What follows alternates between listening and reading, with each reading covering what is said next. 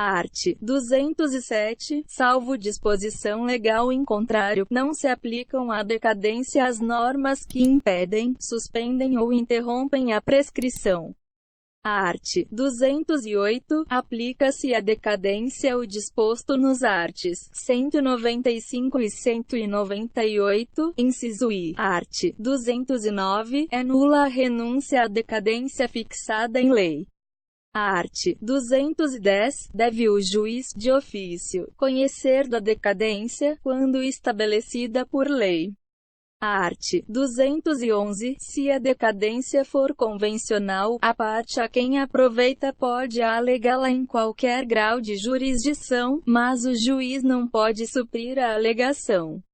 Art. 212. Salvo o negócio a que se impõe forma especial, o fato jurídico pode ser provado mediante i. confissão, i. documento, i. testemunha, e v. presunção, v. perícia. Art. 213. Não tem eficácia a confissão se provém de quem não é capaz de dispor do direito a que se referem os fatos confessados. Parágrafo único. Se feita a confissão por um representante, somente é eficaz nos limites em que este pode vincular o representado. Art. 214. A confissão é irrevogável, mas pode ser anulada se decorreu de erro de fato ou de coação. Art. 215. A escritura pública, lavrada em notas de tabelião, é documento dotado de fé pública, fazendo prova plena. Salvo quando exigidos por lei outros requisitos, a escritura pública deve conter data e local de sua realização. Reconhecimento da identidade e capacidade das partes e de quantos hajam comparecido ao ato, por si, como representantes, intervenientes ou testemunhas. Nome, nacionalidade, estado civil, profissão, domicílio e residência das partes e demais comparecentes, com a indicação, quando necessário, do regime de bens do casamento. Nome do outro cônjuge e filiação. V. Manifestação clara da vontade das partes e dos intervenientes. V. Referência ao cumprimento das exigências legais e fiscais inerentes à legitimidade do ato.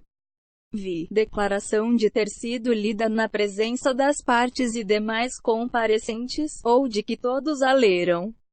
V. Assinatura das partes e dos demais comparecentes, bem como a do tabelião ou seu substituto legal, encerrando o ato. 2. Se algum comparecente não puder ou não souber escrever, outra pessoa capaz a assinará por ele, a seu rogo. 3. A escritura será redigida na língua nacional. 4. Se qualquer dos comparecentes não souber a língua nacional e o tabelião não entender o idioma em que se expressa, deverá comparecer tradutor público para servir de intérprete, ou, não o havendo na localidade, outra pessoa capaz que, a juízo do tabelião, tenha idoneidade e conhecimento bastantes.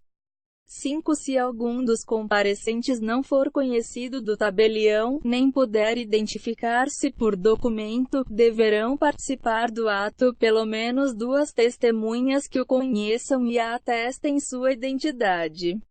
Art. 216. Farão a mesma prova que os originais as certidões textuais de qualquer peça judicial, do protocolo das audiências, ou de outro qualquer livro a cargo do escrivão, sendo extraídas por ele, ou sob a sua vigilância, e por ele subscritas, assim como os traslados de autos, quando por outro escrivão concertados.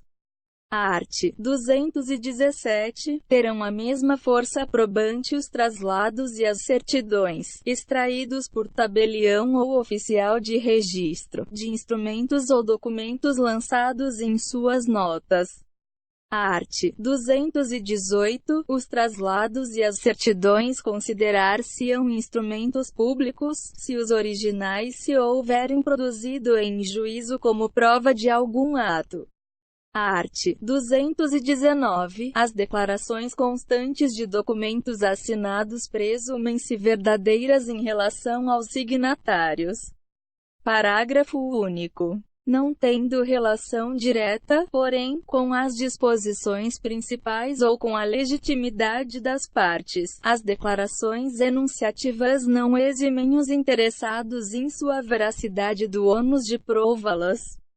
Art. 220. A anuência ou autorização de outrem, necessária à validade de um ato, provar-se-á do mesmo modo que este, e constará, sempre que se possa, do próprio instrumento.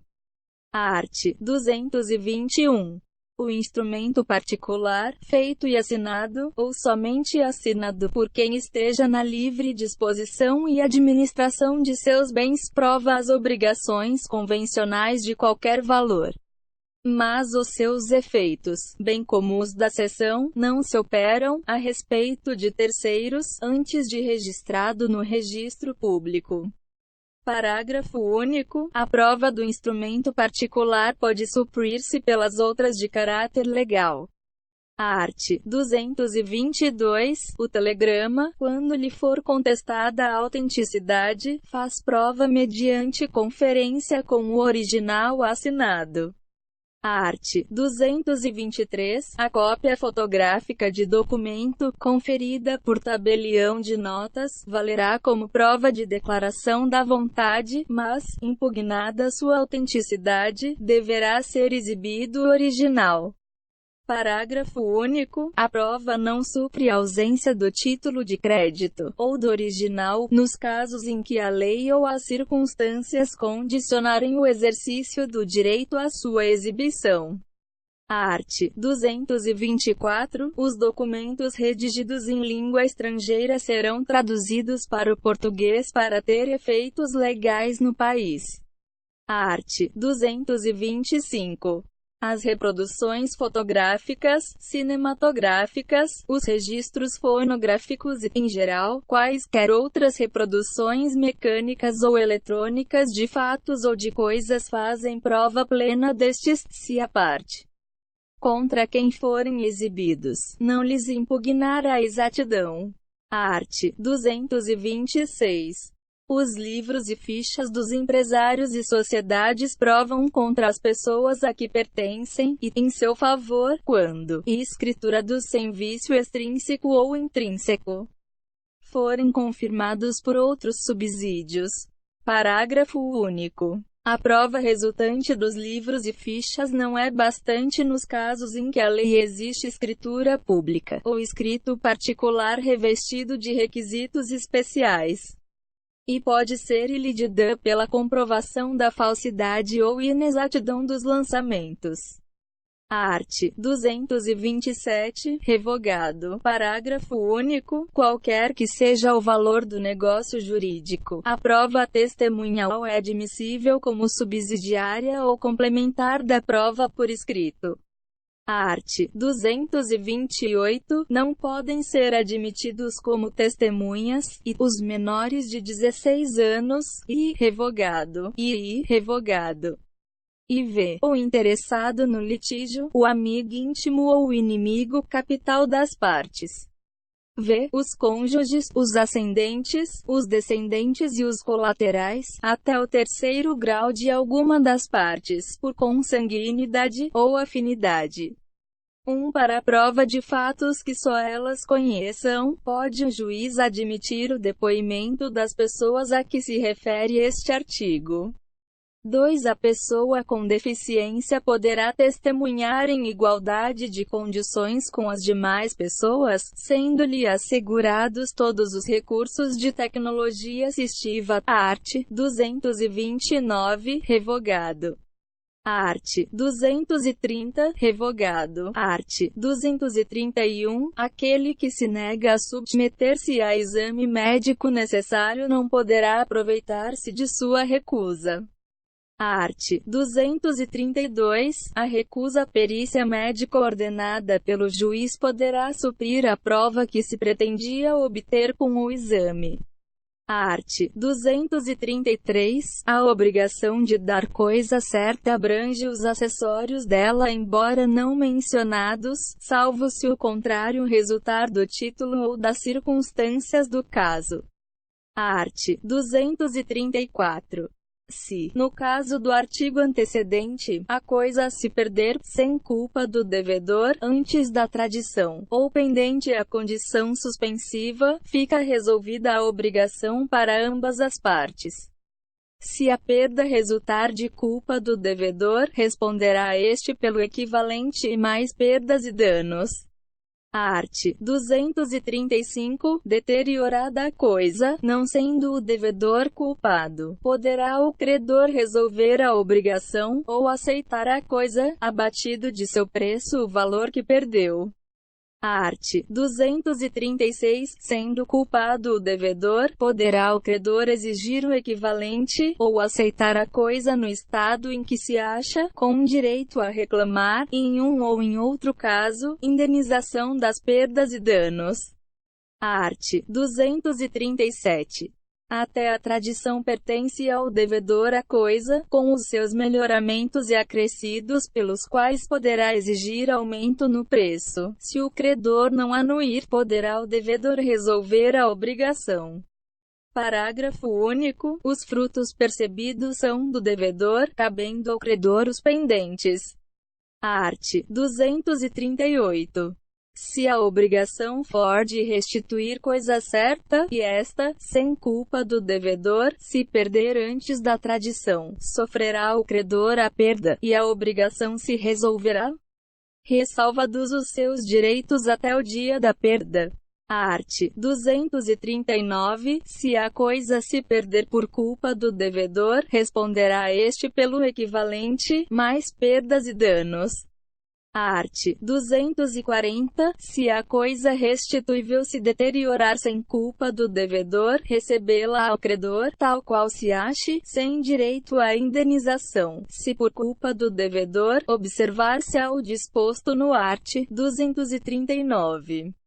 Art. 241. Se, no caso do art. 238, sobrevier melhoramento ou acréscimo à coisa, sem despesa ou trabalho do devedor, lucrará o credor, desobrigado de indenização. Art. 242. Se para o melhoramento, ou aumento, empregou o devedor trabalho ou dispêndio, o caso se regulará pelas normas deste Código atinentes às benfeitorias realizadas pelo possuidor de boa-fé ou de má-fé. Parágrafo único. Quanto aos frutos percebidos, observar-se-á, do mesmo modo, o disposto neste Código, acerca do possuidor de boa-fé ou de má-fé. Art. 243. A coisa incerta será indicada, ao menos, pelo gênero e pela quantidade. Art. 244. Nas coisas determinadas pelo gênero e pela quantidade, a escolha pertence ao devedor, se o contrário não resultar do título da obrigação, mas não poderá dar a coisa pior, nem será obrigado a prestar a melhor. Art. 245. Cientificado da escolha o credor, vigorará o disposto na seção antecedente. Art. 246. Antes da escolha, não poderá o devedor alegar perda ou deterioração da coisa, ainda que por força maior ou caso fortuito. Art. 247. Incorre na obrigação de indenizar perdas e danos o devedor que recusar a prestação a ele só imposta, ou só por ele execuível. Art. 248. Se a prestação do fato tornar-se impossível sem culpa do devedor, resolver-se-á a obrigação, se por culpa dele, responderá por perdas e danos. Art. 249. Se o fato puder ser executado por terceiro, será livre ao credor mandá-lo executar à custa do devedor, havendo recusa ou mora deste, sem prejuízo da indenização cabível. Parágrafo único. Em caso de urgência, pode o credor, independentemente de autorização judicial, executar ou mandar executar o fato, sendo depois ressarcido. Art. 250. Extingue-se a obrigação de não fazer desde que, sem culpa do devedor, se lhe torne impossível abster-se do ato, que se obrigou a não praticar. Art. 251. Praticado pelo devedor o ato, a cuja abstenção se obrigará, o credor pode exigir dele que o desfaça, sob pena de se desfazer à sua custa, ressarcindo o culpado perdas e danos. Parágrafo único. Em caso de urgência, poderá o credor desfazer ou mandar desfazer, independentemente de autorização judicial, sem prejuízo do ressarcimento devido. Art. 252. Nas obrigações alternativas, a escolha cabe ao devedor, se outra coisa não se estipulou. Não pode o devedor obrigar o credor a receber parte em uma prestação e parte em outra. 2. Quando a obrigação for de prestações periódicas, a faculdade de opção poderá ser exercida em cada período. 3. No caso de pluralidade de optantes, não havendo acordo unânime entre eles, decidirá o juiz, findo o prazo por este assinado, para a deliberação. 4. Se o título deferir a opção a terceiro, e este não quiser, ou não puder exercê-la, caberá ao juiz a escolha se não houver acordo entre as partes. Art. 253. Se uma das duas prestações não puder ser objeto de obrigação ou se tornada inexequível, subsistirá o débito quanto à outra. Art. 254. Se, por culpa do devedor, não se puder cumprir nenhuma das prestações, não competindo ao credor a escolha, ficará aquele obrigado a pagar o valor da que por último se impossibilitou, mais as perdas e danos que o caso determinar. Art. 255. Quando a escolha couber ao credor e uma das prestações tornar-se impossível por culpa do devedor, o credor terá direito de exigir a prestação subsistente ou o valor da outra, com perdas e danos, se, por culpa do devedor, ambas as prestações se tornarem inexequíveis, poderá o credor reclamar o valor de qualquer das duas, além da indenização por perdas e danos. Art. 256. Se todas as prestações se tornarem impossíveis sem culpa do devedor, extinguir-se-á a obrigação.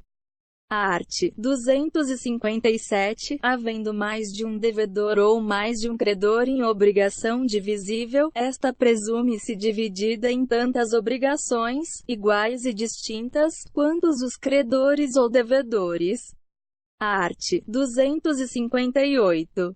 A obrigação é indivisível quando a prestação tem por objeto uma coisa ou um fato não suscetíveis de divisão, por sua natureza, por motivo de ordem econômica, ou dada a razão determinante do negócio jurídico. Art. 259. Se, havendo dois ou mais devedores, a prestação não for divisível, cada um será obrigado pela dívida toda. Parágrafo único. O devedor, que paga a dívida, subroga-se no direito do credor em relação aos outros coobrigados. Art. 260. Se a pluralidade for dos credores, poderá cada um destes exigir a dívida inteira, mas o devedor ou devedores se desobrigarão, pagando, e a todos conjuntamente. E, a um, dando este caução de ratificação dos outros credores. Art. 261. Se um só dos credores receber a prestação por inteiro, a cada um dos outros assistirá o direito de exigir dele em dinheiro a parte que lhe caiba no total. Art. 262. Se um dos credores remitir a dívida, a obrigação não ficará extinta para com os outros, mas estes só a poderão exigir descontada a cota do credor remitente. Parágrafo único. O mesmo critério se observará no caso de transação, novação, compensação ou confusão. Art. 263. Perde a qualidade de indivisível a obrigação que se resolver em perdas e danos. Se para efeito do disposto neste artigo, houver culpa de todos os devedores, responderão todos por partes iguais. 2. Se for de um só a culpa, ficarão exonerados os outros, respondendo só esse pelas perdas e danos.